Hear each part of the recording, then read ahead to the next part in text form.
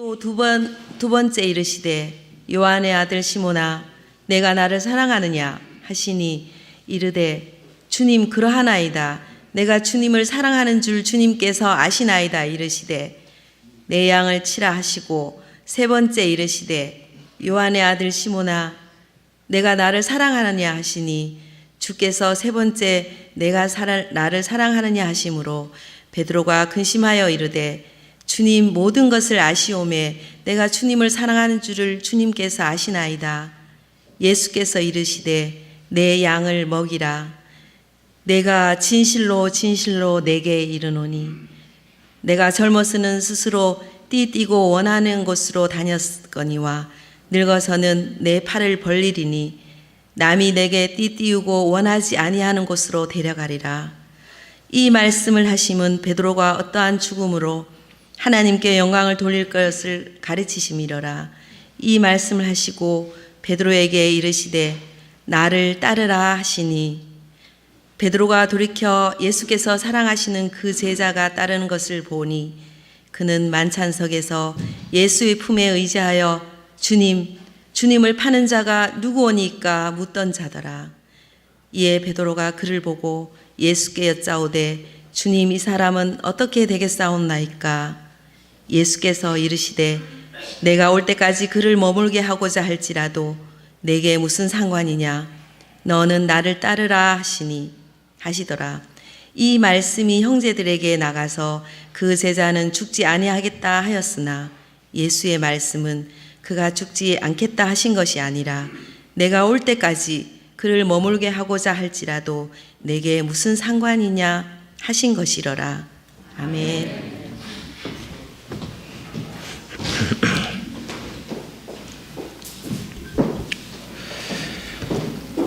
십자가에서 이렇게 죽으시고 부활하신 예수님께서 디베랴 호수, 그러니까 갈릴리 호수로 돌아가서 이렇게 물고기를 잡고 있던 제자들을 찾아오셨습니다. 근데 요한복음 21장을 보게 되면은 그 시간이 새벽녘 또는 이른 아침 시간입니다. 제자들은 직업이 어부였으니까 갈릴리 호수로 돌아와서 이제 예수님도 죽고 했으니까 우리가 다시 물고기를 잡으면서 먹고 살아야겠다 하면서 밤새 그물질을 했는데 허탕이었어요. 한 마리도 못 잡았습니다. 그때 예수님께서 그들에게 그러면 반대편으로 한번 던져봐라 라고 말씀하셨고, 그 예수님의 말대로 그물을 반대편으로 던지자 그물을 들 수 없을 만큼의 정말 기적적인 포획을 가능케 하심으로 그들에게 다시금 예수님이 어떠한 분이신지를 알게 하셨습니다. 그리고 또한 이렇게 밤샘 작업으로 지친 제자들에게 손수 아침 밥상을 차려주셨죠. 참 단촐한 아침 밥상이죠. 뭐예요? 메뉴가 빵 하나에 생선 몇 마리가 아침 밥상이죠. 이걸 한번 생각해 봤습니다.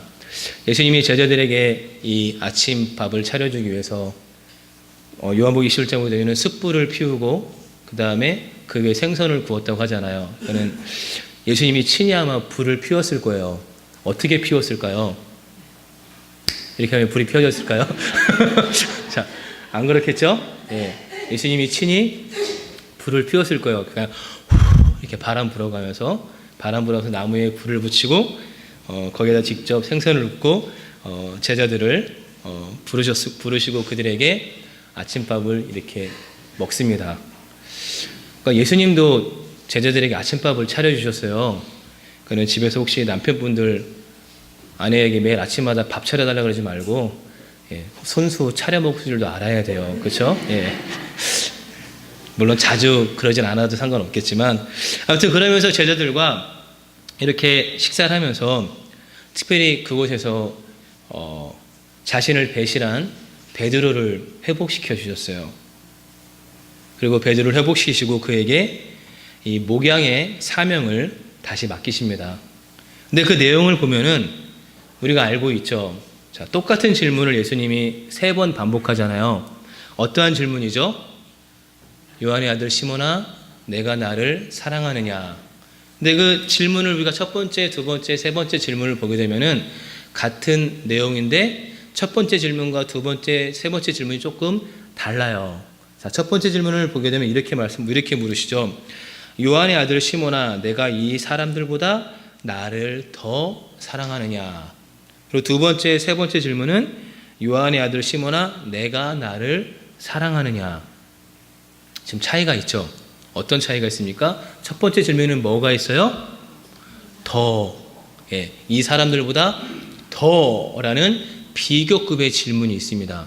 자, 여러분 똑같은 질문인데 더가 있는 것과 더가 없는 것 사이에 묘한 차이가 있죠.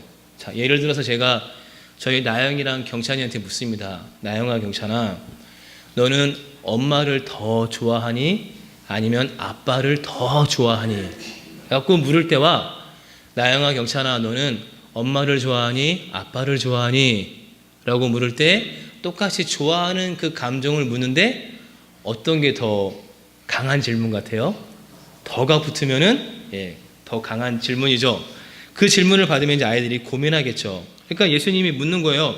네가 이곳에 있는 다른 사람들보다, 그곳에 있는 사람들이 누가 있어요? 제자들이 있잖아요. 이 제자들보다 나를 더 사랑하느냐라고 묻는 겁니다. 자, 우리가 이 질문을 잘 보게 되면은 예수님이 베드로에게 좀 특별한 사랑을 기대하시는 것으로 느껴져요. 그러니까 명색이 베드로가 그래도 수제자 아닙니까? 무슨 일 생기면은 제일 먼저 앞장서서 막 예수님을 지키려고 한 사람이고, 예수님이 어떠한 질문하면은 그냥 그 질문이 대답이 맞든 틀리든 제일 먼저 대답한 사람이고, 그러한 사람이니까 수제자답게 다른 제자들보다 예수님을 더 사랑하는지를 확인하려는 그러한 질문 같아 보입니다.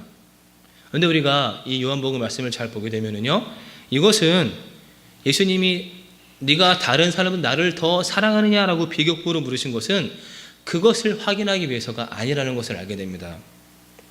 여러분, 서로 비교하는 것은 세상의 관심사지 예수님의 관심사는 아니에요. 자, 우리는 비교하는 거 좋아하죠. 그렇죠? 누가 어떤 옷을 입고 오면은 야, 이 옷이 더 좋은가? 내 옷이 더 좋은가? 비교하잖아요. 그리고 또 세상을 한번 잘 보세요. 비교하는 것에 굉장히 많은 관심이 있습니다. 그래서 사람과 사람을 비교하죠. 나라와 나라를 비교하죠. 또 뭐 동양과 서양을 비교하죠. 그리고 또 시대와 시대를 비교합니다. 그런데 주님의 세계에는 비교가 있을까요? 없을까요? 자, 우리가 하나님 나라에 갔어요. 하나님 나라에 가니까 하나님께서 사람들을 쫙 한 줄로 세우세요. 너는 여기 첫 번째 줄, 너는 가운데, 너는 세 번째 줄 하고선 쫙 사람들 딱 세우고서 말씀하세요. 야, 여기 첫 번째 줄은 살면서 10명 이상 전도한 사람들이야! 하고선 줄을 쫙 세워놓습니다. 그리고 가운데 줄에는 야, 이 가운데 줄은 신앙생활하면서 1명 전도한 사람들이야!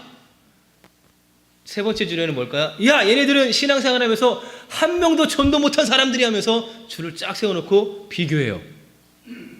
그리고 다른 곳에 가니까는 여기도 줄을 세워놓고 한 줄, 두 줄 쫙 세워놓고 비교합니다. 여기는 신앙생활하면서 형제 자매들을 사랑하고 나누고 섬기면서 산 사람들이야! 하고 쫙 줄을 세워놔요. 그리고 한쪽에는 여기는 신앙생활하면서 자기만 잘 먹고 잘 사는 사람들이야! 하면서 줄을 세워놓습니다. 그리고 비교해요.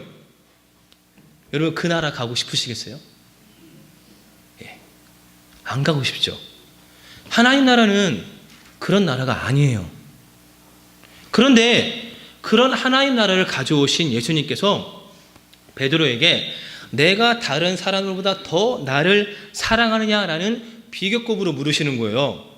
그러니까 이 비교급 질문은 하나님 나라와는 어울리지 않는 질문이죠. 자, 그렇다면 비교하는 일에는 관심이 없으신 예수님이 왜 굳이 비교급을 써가면서 베드로에게 질문하신 걸까요? 라는 그 이유를 우리가 한번 생각해 볼 필요가 있습니다. 자, 거기에는 어떤 배경이 숨어 있습니다. 뭐냐? 마태복음 26장 31절부터 33절을 보게 되면은 다음과 같은 말씀이 나옵니다. 그때 예수께서 제자들에게 이르시되 오늘 밤에 너희가 나를 다 버리리라. 기록된 바 내가 목자를 치리니 양의 떼가 흩어지리라 하였느니라. 그러나 내가 살아난 후에 너희보다 먼저 갈릴리로 가리라. 베드로가 대답하여 이르되 모두 주를 버릴지라도 나는 결코 버리지 않겠나이다 라고 대답을 합니다. 자, 그러니까 예수님은 십자가를 앞에 두고 제자들에게 말씀하시는 거죠. 여기에 있는 모든 제자들이 다 나를 버릴 것이다 라고 말씀하셨어요. 그때 베드로가 뭐라고 대답합니까? 예수님, 그게 무슨 말씀이십니까? 이 모든 사람들이 예수님을 다 버릴지라도 저만큼은 예수님을 결코 버리지 않을 겁니다 라고 대답하는 거죠. 자, 이 말 속에 뭐가 담겨 있어요? 다른 제자들과 베드로가 다른 제자들과 자기를 비교하는 거죠. 비교하면서 말하는 거죠. 쟤네들은 예수님을 버릴지라도 저는 결코 예수님을 버리지 않습니다. 제가 쟤들보다 나아요. 네. 쟤들이랑 비교해 보면은 그나마 제가 쟤들보다는 더 신앙이 좋습니다라는 비교의식이 담겨 있는 거죠. 자, 그런데 사태가 어떻게 됐어요? 예수님이 십자가에 돌아가실 때 어떻게 됐습니까? 제가 그래도 쟤들보다는 더 낫습니다라는 비교의식을 갖고 있는 베드로는, 다른 제자들은 그냥 다 도망쳤는데 베드로는 예수님을 3번 부인하고 도망쳤잖아요. 자, 그러니까는 다른 제자들보다 제가 더 낫습니다라는 그러한 비교의식을 갖고 있는 베드로가 다른 제자들보다 더 못한 행동을 한 거죠. 자, 이런 배경 속에서 예수님이 베드로에게 묻는 겁니다. 네가 다른 제자들보다 나를 더 사랑하느냐 하면서 비교급으로 넌지시 물어보시는 거예요. 자, 그러면은 베드로는 예수님을 만났죠. 자신을 찾아오신 예수님을 만나고 예수님과 사랑의 관계를 회복했습니다. 그래서 요한의 아들 시몬아, 내가 나를 사랑하냐고 물었을 때 예수님, 제가 예수님을 사랑하는 것을 예수님이 아시지 않습니까? 그리고 예수님이 그래, 내가 나를 사랑하는 것을 내가 안단다. 그러니 너 앞으로 너에게 맡겨진 그 양 무리를 잘 돌보고 나를 따르면서 살아라 라고 하면서 그 관계를 회복했어요. 자, 그러면은 예수님과 사랑의 관계를 회복한 베드로의 비교의식은 없어졌을까요? 아니면은 여전히 그 안에 비교의식은 남아있을까요? 성경을 한번 보도록 하겠습니다. 21절 한번 보겠습니다. 자, 21절 같이 읽어보겠습니다. 이에 베드로가 그를 보고 예수께 여짜오되 주님, 이 사람은 어떻게 되겠사옵나이까? 자, 여기서 그는 누굴까요? 그는 누굴까요? 요한이에요. 요한. 자, 베드로가 그를 보고 요한을 보고 예수님께 묻습니다. 주님, 이 사람은 어떻게 되겠습니까? 라는 거예요. 자, 여기에 베드로의 비교의식이 담아있겠어요. 이 사람은 어떻게 되겠습니까? 자, 그 실마리를 20절 말씀이 제공합니다. 20절 말씀 다시 한번 보도록 하겠습니다. 함께 읽습니다. 베드로가 돌이켜 예수께서 사랑하시는 그 제자가 따르는 것을 보니 그는 만찬석에서 예수의 품에 의지하여 주님, 주님을 파는 자가 누구오니까 묻던 자더라. 자, 베드로가 돌이켜 봤어요. 돌이켰다라는 뭐예요? 고개를 돌려서 쳐다보니까 그 제자가 예수님을 따라오고 있어요. 근데 가만히 보니까 걔가 누구냐? 만찬석에서, 그러니까 예수님이 6월절 십자가 앞에서 마지막 만찬할 때 예수님의 품에 의지하여 주님, 주님을 파는 자가 누구입니까? 라고 묻던 사람이에요. 요한이에요. 그러니까 예수님이 십자가 석권을 앞두고 제자들과 함께 마지막 만찬에서 주님 옆에 바로 앉아있던 사람, 한 사람은 요한이고 한 사람은 가룟 유다거든요. 근데 주님의 품 안에 안겨서 누가 주님을 팔까요? 라고 물어봤던 사람. 그러니까 예수님과 친밀한 대화를 나누면서 예수님의 사랑을 듬뿍 받은 제자. 또 예수님이 십자가에서 피를 흘리는 중에 요한에게 어머니를 부탁하잖아요. 요한아, 나의 어머니를 부탁한다. 나의 어머니를 너의 어머니로 모셔라 라고 그런 부탁까지 받은 제자예요. 그래서 이 베드로가 요한이 미웠나 봐요. 그래서 21절 보니까 아까 봤죠?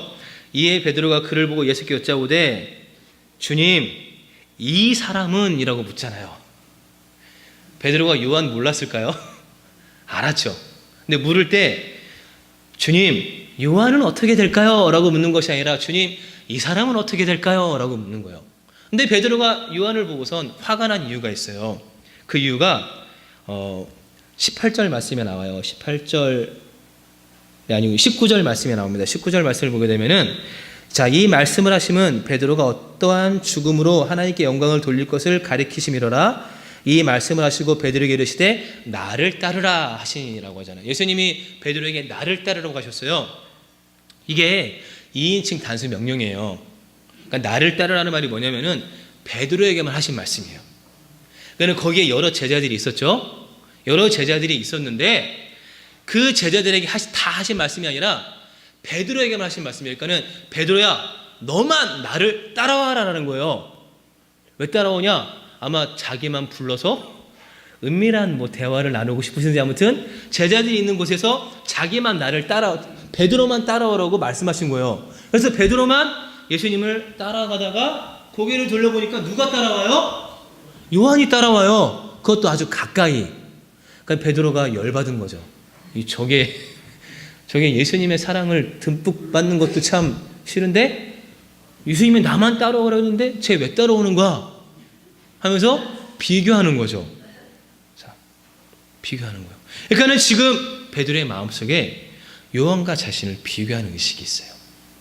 그런데요, 요한도 앞으로 자기에게 맡겨진 양 무리를 돌보면서 복음을 전하는 사역을 할 거고, 베드로도 앞으로 자기에게 맡겨진 양 무리를 돌보면서 복음을 전하는 사역을 할 건데, 그 사역을 하면서 베드로에게 비교 의식이 있으면 될까요? 안 될까요?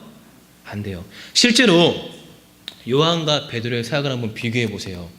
자, 베드로는 예수님의 말씀대로 양 무리를 돌보면서 약 그 후에 30년 정도도 사역을 하다가 십자가에서 순교합니다. 요한은 어떠냐? 베드로보다 20년 정도를 더 살죠. 그러면서 그렇게 사역을 감당하면서 요한복음과 요한계시록과 같은 무게 있는 저수를 남겼어요. 반면에 베드로는 베드로전서, 베드로후서 그거 남기고, 요한은 요한복음, 요한 1, 2, 3서, 그리고 이 종말의 때 그런 징조가 어떨 것인가, 예수님의 재림의 때가 어떨 것인가, 그거 얼마나 궁금하겠어요. 얼마나 많은 성도들이 예수님의 재림을 기다리며 살아가고 있는데 거기에 관한 말씀을 받고 그것을 기록하는 엄청난 저수를 남겼어요. 그리고 베드로의 사역은 예루살렘에 거의 집중되어 있었거든요. 근데 요한의 사역은요, 터키 지역까지 넓게 그 사역의 폭이 넓어졌어요. 그래서 요한계시록이 어디에 보낸 편지예요? 소아시아 지역의 7교회에 보낸 편지잖아요. 그건 터키 지역에 있는 교회에 보낸 편지예요. 그럼 그 사역의 무게를 한번 비교해 보세요. 그 사역의 무게가 어디로 기울까요? 요한 쪽으로 기울죠. 그렇죠? 사역의 무게를 비교해 봤을 때 요한 쪽으로 기울어요. 이건 현실이죠. 근데 만약에 베드로가 그것 때문에 자기의 사역을 비교한다고 생각해 보세요. 안 되겠죠. 그래서 예수님이 이 비교식에 빠진 베드로를 엄하게 꾸짖습니다. 22절에서 이렇게 꾸짖으세요. 예수께서 이르시되 내가 올 때까지 그를 머물게 하고자 할지라도 내게 무슨 상관이냐? 너는 나를 따르라 하시더라 라는 겁니다. 쉽게 말하면 이거죠. 야, 너 신경 꺼 라는 거예요. 누구한테? 요한한테 신경 끄라는 거예요. 그러니까 내가 재림할 때까지 요한이 살아있으면 그게 뭔 상관이야? 그거 중요하지 않다. 가장 중요한 것은 뭐냐? 너 나를 따르는 게 가장 중요하다는 겁니다. 그러니까는 너는 나를 따르고 오직 주님만 바라보고 너에게 주어진 그 길을 충실히 가라라는 거예요. 여러분, 우리가 신앙생활 하다 보면은 다른 사람이 가는 길이 더 부러워 보일 때가 있죠. 신앙생활 하다 보면 누구와 신앙생활 잘 하시는 분과 자신을 비교할 때가 있습니다. 저도 이것 때문에 힘든 시간을 보낸 적이 있거든요.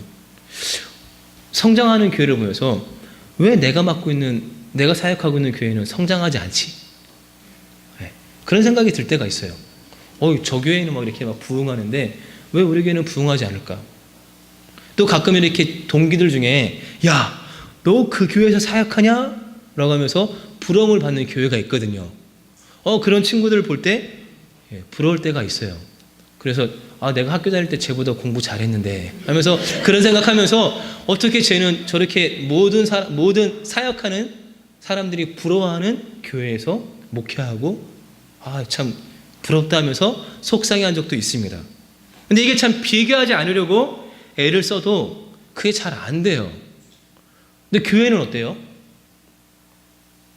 자, 여러분 교회를 한번 잘 보세요. 아직도 성도와 성도, 교인과 교인을 비교하는 걸 통해서 신앙의 열심을 자극하는 일들을 하고 있잖아요.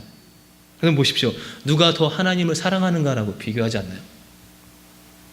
누가 더 하나님께 큰 영광을 돌리는가? 누가 더 헌금을 많이 하는가? 그런 거 가지고 은근히 비교하잖아요. 그래서 하나님께 큰 상급을 받기 위해서는 더 열심히 신앙생활을 한다는 그러한 생각이 일반화되어 있어요. 그런데 예수님은 말씀하시는 거예요. 야, 그거 중요하지 않다라는 거예요. 누가 누구보다 더 무엇을 하느냐가 중요한 것이 아니라 너희가 앞으로 정말 기억해야 할 것은 누구를 쫓느냐라는 겁니다. 누구를 쫓느냐. 왜냐하면 누가 어떤 사역을 얼마나 오래 얼마나 크게 인상적으로 감당하느냐가 아니라 그 과정에서 예수 그리스도를 얼마나 충성되게 따랐느냐라는 것을 주님이 보시기 때문이에요. 자, 우리에게 한번 물어봅시다. 여러분은 지금 얼마나 충성되게 주님을 따르고 있습니까? 자, 계속 고개 뒤로 돌려가면서 계속 고개 쟤는 어떤가? 쟤는 잘하나? 막 이러면서 고개 뒤로 돌리고 계세요? 아니면은 올곧게 주님을 따르는 신앙생활을 하고 있습니까? 베드로가 그거 말씀하시는 거죠. 너 앞으로 꼭 기억해라. 요한이랑 비교하지 말고 너는 나를 올곧게 따르는 삶을 살아라 라고 말씀하시는 겁니다. 그런데 우리가 이 비교의식으로서 벗어나야 되는 거예요. 그래야 우리가 올곧게 주님을 따를 수 있습니다. 그리고 또 하나님의 눈으로 자신과 이웃을 보는 습관을 들여야 합니다. 여러분, 하나님이 보시기에 내가 더 소중한 사람일까요? 저 사람이 더 소중한 사람일까요? 다 똑같죠. 그러면 성경은 말하죠. 모든 사람은 하나님의 형상으로 만들어졌습니다. 그는 하나님께서 우리 한 사람 한 사람을 하나님의 형상대로 창조하셨어요. 우주에 하나밖에 없는 존재로 우리를 만드셨습니다. 그러면 하나님께서 이렇게 소중한 형상으로 나를 만드셨다라는 사실을 알면은 감히 누가 나를 비교하면서 나 자신을 비하하지 않죠. 그러니까 하나님의 시각으로 자신과 이웃을 보는 모든 사람이 하나님의 형상대로 창조되었다는 내가 그렇게 소중한 존재이고 이 사람도 하나님의 형상대로 창조된 소중한 존재라는 그 사실을 그것으로 보는 습관을 들여야 된다는 거예요. 그래서 저도 이제 이 비교의 세계를 좀 넘어서려고 합니다. 그래서 바울이 비교하지 않고 이 목표점을 향해 달려갔던 것처럼 나도 저 사람과 나를 비교하지 않고 내가 해야 할 책임을 다하면서 그냥 주님을 따르는 그러한 삶을 살아가려고 합니다. 그러니 여러분도 비교하고 비교당하는 것로부터 해방되었으면 좋겠어요. 그냥 올곧게 주님을 따르는 그러한 신앙의 길을 걸어가시기 바랍니다. 다시 예수님과 베드로의 만남을 한번 돌아가 보도록 하겠습니다. 우리 18절 말씀 한번 보도록 하겠습니다. 함께 읽겠습니다. 내가 진실로 진실로 내게 이르노니 젊어서는 늙어서는 내 팔을 벌리리니 남이 내게 띠띠우고 원치 아니하는 곳으로 데려가리라. 예수님을 사랑하고 예수님을 따르는 삶을 살아가면은요 어떻게 되느냐? 이제 신앙이 성숙한 사람이 된다라는 거예요. 그러니까 베드로가 젊었을 때에는 자기 의지대로 사는 사람이었나 봐요. 자기가 주인이 되어서 자기 의지대로 사는 사람이었는데 뭐래요? 늙어서는 뭐라고요? 내 팔을 벌리리니 남이 내게 띠 띄우고 원치 아니하는 곳으로 데려가리라 라고 말합니다. 자, 띠를 띄운다는 게 뭡니까? 몸에 띠를 띄우고 데리고 가는 거죠. 자, 그러니까는 네가 젊었을 때에는 내가 주인에서 내 의지대로 살았지만 이제 늙어서는 다른 사람의 말을 경청할 줄도 알게 되고 내가 원치 않을지라도 하나님이 원하신다면 그 앞에 순응하는 삶을 살게 될 것이라 라는 말씀이에요. 그러니까 네가 앞으로 10년, 20년, 30년간 너의 삶을 돌아보았을 때 이제 네가 어느새 하나님께서, 주님께서 너의 인생의 주인이 되어서 네가 주님의 말씀을 따르고 주님의 뜻에 순종하는 삶을 살아가면서 이렇게 성숙한 신앙의 맛을 내는 그러한 사람으로 변해 있을 것이다 라는 겁니다. 그리고 베드로는 예수님의 말씀대로 10년, 20년, 30년의 그 세월이 흐를수록 주님의 말씀을 경청하고 그 뜻에 순응하는 삶을 살며 형제 자매들을 사랑하고 섬기는 성숙한 신앙의 사람이 되었어요. 그래서 베드로전서를 보게 되면은 사랑하는 형제 자매들에게 이렇게 권면하잖아요. 너희는 택하신 족속이요, 왕 같은 제사장들이요, 거룩한 나라요, 그의 소유가 된 백성이니 이는 너희를 어두운 데서 불러내어 그의 기이한 빛에 들어가게 하신 이의 아름다운 덕을 선포하게 하려 하심이라. 너희가 전에는 백성이 아니더니 이제는 하나님의 백성이요, 전에는 긍휼을 얻지 못하더니 이제는 긍휼을 얻은 자니라. 사랑하는 자들아, 거류민과 나그네 같은 너희를 권하노니 영혼을 거슬러 싸우는 육체의 정욕을 제어하라 라고 말합니다. 여러분, 제사장은 이 고대 시대부터 권력을 가진 귀족보다 위에 있는 최상급 계급이에요. 왜냐하면 이 제사장은 신과 사람을 연결해주는 역할을 하는 사람들이잖아요. 그러니까 왕 같은 제사장이라는 말은 너희들이 하나님으로부터 특별한 사명을 받은 사람들이라는 겁니다. 어떠한 사명이요? 사람들에게 하나님의 뜻을 가르쳐주고 그들이 하나님께로 나아오는, 그들을 하나님께로 인도하는 삶을 살아갈 수 있도록 그 중간 역할을 하는 소중한 역할을 맡은 사람들이 바로 너희라는 거예요. 그러니 너희들이 왕 같은 제사장의 삶을 살아가라는 겁니다. 그 사명에 성실한 삶을 살아갈 때 너희가 성숙한 신앙의 맛을 내는 사람들이 될 거라는 거죠. 저희들이 이렇게 주일 예배를 마치고 점심 식사를 하잖아요. 근데 점심 식사를 할 때 국을 한 입 딱 먹으면은 어느 목장에서 준비했는지 알아요. 같은 국을 끓여도요, 10년, 20년, 30년 그 이상 이 사랑하는 가족을 위해 음식을 준비하신 그 어른들이 끓인 국과 그렇지 않은 분들이 끓인 국의 맛이 달라요. 그 안에 성숙한 손맛이 담겨 있어요. 이거는 젊은 사람들이 감히 흉내낼 수 없는 맛입니다. 그렇죠. 그럼 여러분의 신앙의 맛은 어떻습니까? 제가 이것을 보면서 저의 모습을 한번 돌아봤습니다. 제가 대공원교회 온 지 20년이 되었어요. 예. 20대 2000년에 온 것 같아요. 2000년 겨울에. 그때 제가 2000년 겨울에 왜 왔냐면은 전도사 하다가 이제 그만두고 회사 다닐 때였거든요. 나 이제 목회 안 한다 하면서 회사 다닐 때 한영호 전사님이 야, 그래도 교회는 정해놓고 다녀야지. 그래가지고 우리 교회 괜찮으니까 한번 와봐라 해가지고 대공원 교회 오게 됐습니다. 그게 아마 2000년 겨울이었을 거예요. 근데 청년이었죠. 근데 청년으로 와서 간사가 되고 전도사가 되고 그리고 10년 전에 목사가 되었습니다. 20년이 됐어요.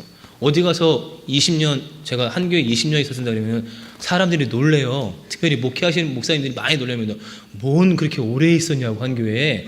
예. 그래가지고 놀라시는 분들이 있는데 한번 저의 20년 동안 10년, 20년 됐잖아요. 그리고 앞으로 30년 어쩌면 더 그 이상을 있을지도 모르는데 여러분들이 보시기에 20년 된 대공원교회에서 신앙생활을 한 지 20년이 된 저의 신앙의 맛이 지금 성숙된 것 같습니까? 어떤 점이요?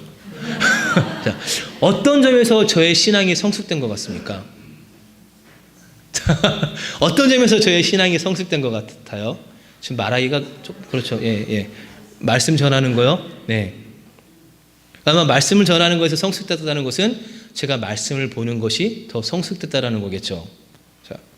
자, 그러면은 여러분의 신앙의 맛은 지금 어떻습니까? 자, 아마 뭐 10년이 뭐예요? 20년, 30년, 뭐 40년, 50년, 60년, 70년 이렇게 신앙생활 하신 분들이 계실 텐데, 자, 주님을 따르고 형제 자매를 사랑하는 그 신앙의 맛이 어떻게 좀 깊어지셨습니까? 어떻게 배려와 섬김이 한층 성숙해지셨습니까? 여러분, 사람이 세월과 함께 이 신앙의 맛이 성숙해지는 것보다 아름답고 의미 있는 일은 없습니다. 캐나다 토론토의 나르시 데이브레이크 공동체에서 이 장애인들을 섬기면서 생을 보낸 헨리 나우에는 세상의 길 그리스도인이라는 길에서 그 책에서 성숙한 그리스도인이 되기 위해 3가지 훈련을 하라고 제안합니다. 뭐냐? 교회의 훈련, 성경의 훈련, 마음의 훈련입니다. 자, 교회의 훈련은 예배와 같은 교회 생활을 통해서 예수 그리스도의 임재를 경험하는 훈련을 말합니다. 자, 그 다음에 성경의 훈련은 이 말씀 묵상을 통해서 이 말씀의 성육신이 우리 가운데 이루어지는 것을 말합니다. 3번째, 마음의 훈련은 기도의 훈련을 말합니다. 그러니까 여러분들의 신앙이 성숙한 맛을 내기를 원한다면 교회의 훈련과 성경의 훈련과 마음의 훈련에 힘쓰라고 말합니다. 자, 특별한 거 없죠? 항상 똑같습니다. 자, 그럴 때 비로소 여러분들이 성숙한 신앙의 맛을 낼 수 있다고 말합니다. 그런데요, 이 훈련도 중요하지만 이 훈련만으로는 부족한 것이 한 가지가 있습니다. 우리가 성숙한 그리스도인이 되기 위한 훈련이 꼭 필요하지만 또 하나가 더 필요한데요. 그게 뭐냐면은 하나님의 은혜 없이는 우리가 성숙한 사람이 되기 어렵다라는 거예요. 자, 예를 들어 볼까요? 여기 돛담배 한 척이 있습니다. 자, 여러분, 돛담배가 앞으로 가려면 어떻게 해야 돼요? 바람이 먼저 불어야죠. 자, 바람이 불면은 이 뱃사공이 어떻게 합니까? 돛을 올려서, 바람이 부는 쪽으로 돛을 올려서 그 바람을 맞으면서 앞으로 쫙 나아가죠. 예. 마찬가지예요. 하나님께서 지금 우리를 생명의 길로 인도하시는 바람을 불어일으키고 계세요. 그럼 우리 어떻게 될까요? 그 바람이 부는 쪽으로 돛을 올려야죠. 그리고 그 돛을 따라서 함께 나아가면 됩니다. 그거 안 하면은요, 안 돼요. 바람이 부는 반대쪽으로 돛을 올리고서 아무리 노를 저어보세요. 결코 나아갈 수가 없습니다. 그러니 우리들이 이 하나님의 은혜를 따라 나아가는 그러한 훈련도 우리에게 필요하다는 겁니다. 그러니까 우리는 이 비교의식을 버리고 주님을 따르며 형제 자매를 사랑하는 것에 성숙해지라는 명령을 받은 사람들입니다. 우리들의 신앙이 정말 성숙해졌으면 좋겠어요. 그래서 앞으로 10년 후에, 앞으로 20년 후에, 앞으로 30년 후에 여러분들의 신앙을 돌아보았을 때, 아, 정말 내가 예수 그리스도를 따르고 그의 말씀에 순종하고 형제 자매들을 사랑하면서 살았더니, 아, 나의 신앙이 이렇게 성숙한 맛을 내고 있구나 라는 그러한 기쁨을 맛보았으면 좋겠습니다. 찬양하겠습니다.